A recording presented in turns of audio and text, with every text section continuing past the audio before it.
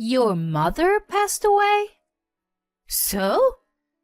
Haven't I told you last week that I got a big gathering with relatives here today? I was shocked by what my mother-in-law said. Well, I'm in the middle of her funeral right now. None of my business. Get here ASAP. I'm having once-a-year party, and I'm short-handed here. I was too hurt that I almost burst into tears. My mother passed away at a young age of 53. My mother-in-law was trying to pull me away from saying my last goodbyes. Her reason was just for the once-a-year party. But her voice on the phone sounded serious, like she hadn't said anything wrong. If I didn't comply with her, I shuddered to think what kind of harassment awaited me in the future. Suddenly, I'm on my way. I replied in a trembling voice and let my tears flow freely. My name is Wendy, 27 years old. My husband Paul and I just got married this year. He is a ceramic designer at a tableware brand. It was just a coincidence that he and I, who was an admin assistant, crossed the path. Paul happened to be free and brought a document that normally passed through the finance department to the admin office. That's how we met the first time. He is from a family of artists. His father, Tom, is a painter, and his sister and brother also work in an art-related field. I wondered if I would fit in well with such a family without having much of an artistic sense, but they welcomed me warmly. Well, not all of them to be exact. There is one person who is displeased with me for suddenly appearing and settling with her son. The person with resentment is Debbie, my mother-in-law. She's been especially fond of Paul, who is the most talented among her children. When he was still at university, she tried to control his future by interfering with his job search and even his dating life. She even tried to set up a marriage while he was still a student, which is hardcore. He thought she was a nuisance, so he rejected all her suggestions, get a job on his own, and decide to marry me. It's kind of a defiance against his mother. Given that, it's not difficult to imagine that she loathes me. Every time she and I meet, You came too, wearing another out of fashion. I'm ashamed to see my daughter-in-law walking around in public, looking like that. Oh God, Wendy, what makes you think you can just sit there and do nothing? She would make a sarcastic remark after another as much. If I try to help as I told, she complains about my every move and makes me feel so small. Fortunately, Paul and the rest of the family don't just watch it happen. My mom's treatment of you, it's so terrible. I'm going to the upcoming memorial services by myself. Whatever she says, I'll just make up something. I'm very sorry about my wife. She still carries the resentment about not being able to control Paul. I'll scold her too. But if she doesn't change, don't worry about coming here.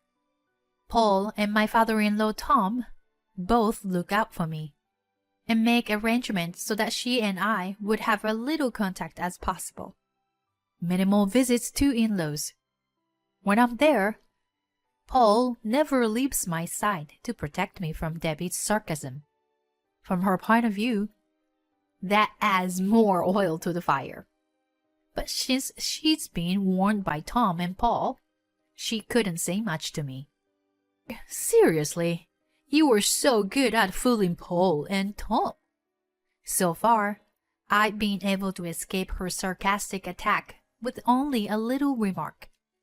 "How's it going, honey?" "All good here. How about you? Not overworked?" "Yeah, I'm quite busy, but what to do?" "I miss you and your home cooking." "If you work hard, you'll be rewarded with whatever you want to eat upon your return. It's already at night there? Have a good rest and be ready for tomorrow." "Thanks. I'll go sleep now," I said as I hang up the international call. Paul's business trip abroad was suddenly decided last week. He was told that the designer had to supervise the work at a manufacturing plant overseas. It wasn't unusual for him, but it was the first time decided so suddenly that preparations were hectic. He normally rented a portable Wi-Fi or similar if he was going to be on a long business trip. But this time, he was too rushed to get it done at the last minute. Until it was ready over there, the only time to contact him was when he had Wi-Fi in the hotel room. I was supposed to be alone for a while, so I planned to stretch my wings and visit my parents for the first time in a long time. Then my phone I just put away rang. Wondering if it was Paul again, I saw a strange number on the screen. Even though I was reluctant, I answered the call. "My mother?" It was from the hospital where my mother was taken to after the car accident. I can't remember exactly what happened after the call. When I arrived at the hospital in a rush, my mother was lying in the bed with so many tubes hooked on the machines. The doctors tried everything they could, but she passed away on the night of the accident. She had my brother and me at a young age, and after my father passed away, she raised us alone. She was only 53 years old. My older brother, who got there late, fell down on the floor in tears after seeing her corpse. The driver of the other vehicle got down on the floor and apologized frantically. No matter how much he did, she wasn't going to come back. I couldn't give him my forgiveness then, and just watched him in silence. After all the paperwork was done, my brother decided to be the chief mourner. She had never been a fan of big events in her life, so we thought she wouldn't have liked a grand funeral. We only called close relatives and friends and arranged a humble farewell. Of course, I called Paul right away. "Oh no! What to do? I'll arrange my return." "Don't worry. My brother is taking care of things. If you come back now, it'll create a big dent in your work. My mom respected your work, so she won't be happy if you did that." "Well, okay. She was so kind to me. I wish I could have been there to say my farewell. Anyway, I'll try to get my work done ASAP and come home sooner." "Okay, hon.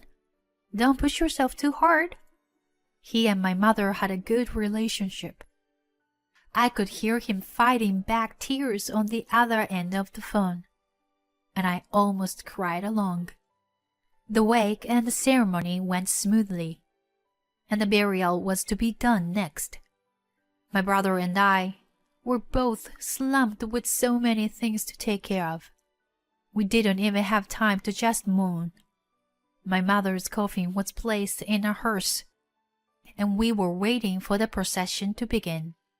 Then I realized that my phone in my bag had numerous missed calls. I thought those were from my mother's friends, as I've already received many. Although I was fortunate to know there were so many people who cared about her. It was difficult to answer to all once the ceremony started. I decided to take the call, which just came in, and turn off my phone afterward. I ran to the side of the church and answered my phone. Yes, this is Wendy. Hi, Wendy. What are you up to?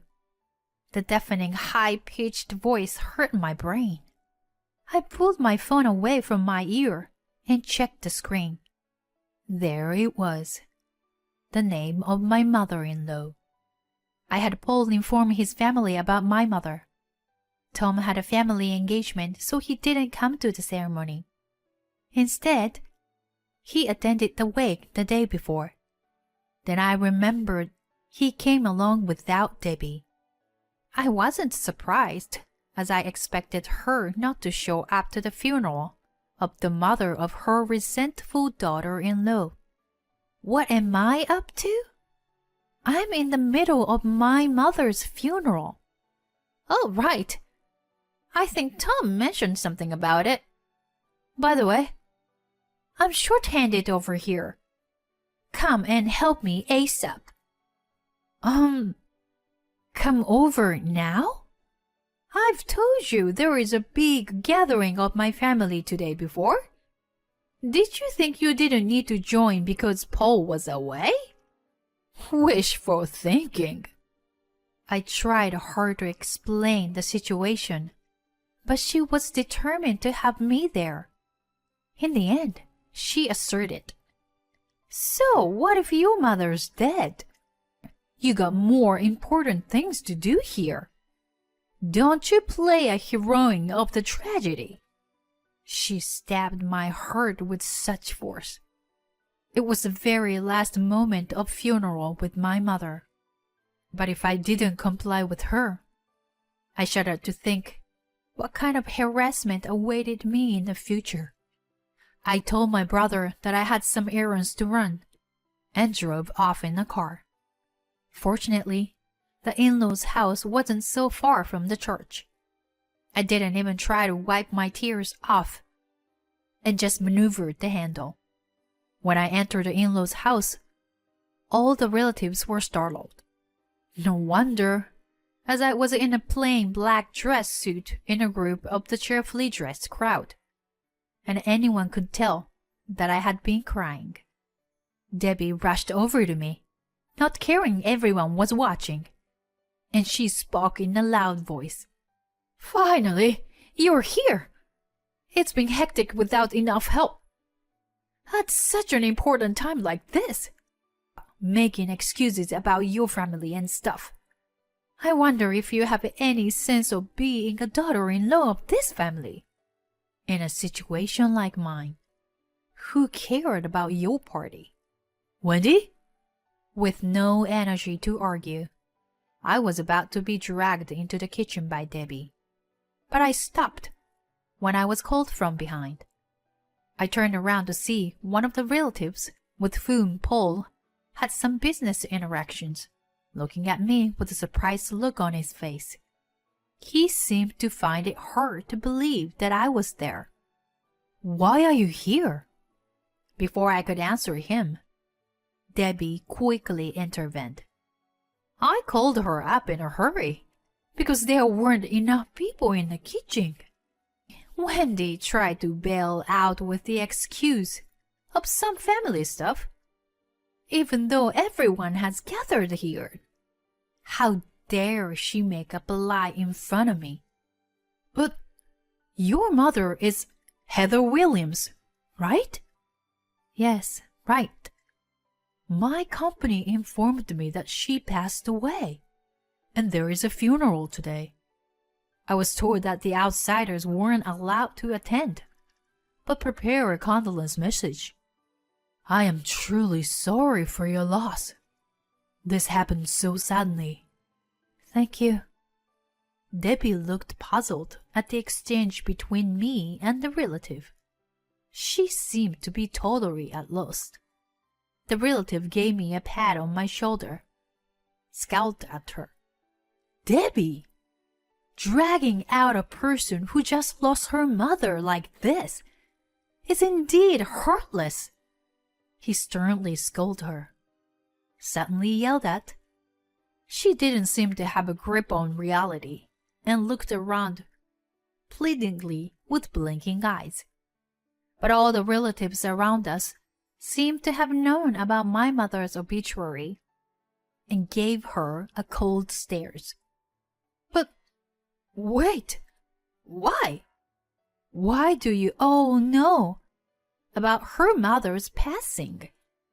Of course, the death of the famous potter is the top news in the industry. My mother had made a name for herself as a potter for several years. It was originally one of the hobbies she took up when my brother and I became independent, but she quickly developed the talent for it. She became an up-and-coming craft artist whose name was known in the industry. Paul, who works for a tableware brand, and Tom, who was a painter, knew about and interacted with her. But Debbie was the only one who wasn't aware of it. In any way, it was easy to find out my mother was a potter with a click of a search. And I wasn't intentionally hiding the fact. It was just that she had no interest in me and never tried to get to know me. Most of the relatives from Tom's artsy family side were also involved in the art scene. There was even a few of them who offered to attend the funeral, but I had to turn them down for the reason being a closed ceremony. You didn't know that Wendy was the daughter of Heather, did you? In any case, you were an awful mother-in-law. She's clearly grieving. Yet you forced her to come to this meaningless gathering. The buzzing relatives were all judgmental towards Debbie. No, I didn't mean. Debbie looked flustered. Tried to say something in her defense, but her words were all jumbled and incomprehensible. Hearing the commotion, Tom rushed towards us through the crowd. He looked startled at the sight of me, and then immediately glared at Debbie. Debbie, what have you done?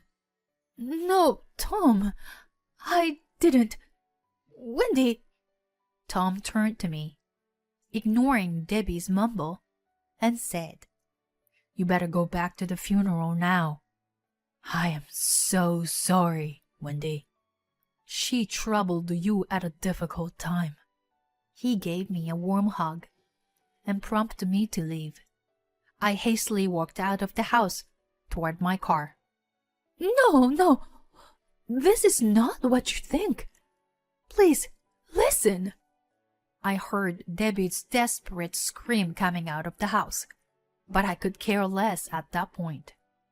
I drove as fast as I could to the ceremony and was able to see my mother's coffin lowered into the ground. My brother was a little upset that I had left him alone to deal with everything, but I told him what really happened. What a pain in the butt! He was sympathetic and even seemed to be holding back his anger. A few days after the burial, Paul was able to finish his work and returned. We went to the gravesite to pray together. He deeply mourned my mother's passing, saying that he had respected her craftsmanship even before we met. Since the incident, Tom demanded a divorce from Debbie. He had been troubled by her, who tended to be vain and out of control, just because she was a wife of a famous artist. When he was shown the insane behavior of pulling me out of a funeral to help at her party, he became completely disgusted with her. Debbie, who quit her job after marrying Tom and had been living a comfortable life as a housewife, is baffled and is resisting the divorce. Paul says if it went to trial, she would have no chance. Debbie had spent a large sum of Tom's saving in vain, and he has kept all the bank settlements as proof. I wonder if she would be able to make ends meet on her own after living a comfortable life as a housewife. But I remind myself that there is no need for me to worry about her. My sister and brother are planning to move, so my mom won't come and bother them. Wow, seriously? She's been a pain in the neck to everyone in her family. By the way, hon, if you don't mind, shall we move too? During the business trip, I was asked to work there. You mean in Paris? Yeah. I know it might be a lot of trouble for you, but I'm astounded by such a big suggestion. Relocating in Paris. It doesn't sound real to me. I have my mother's grave to take care of, and of course my work. So it's hard to decide right now, but sure, if you want to give it a try, I'll go along with you. I want to trust the person next to me. If my mother was here, she would push my back and say, "You go and take care of him." At his side. New life in a new environment. With this thought, I feel my gaze naturally look straight ahead. My mother's death was painful, and the series of events that followed was like a storm. By overcoming them, I will walk forward with Paul at my side.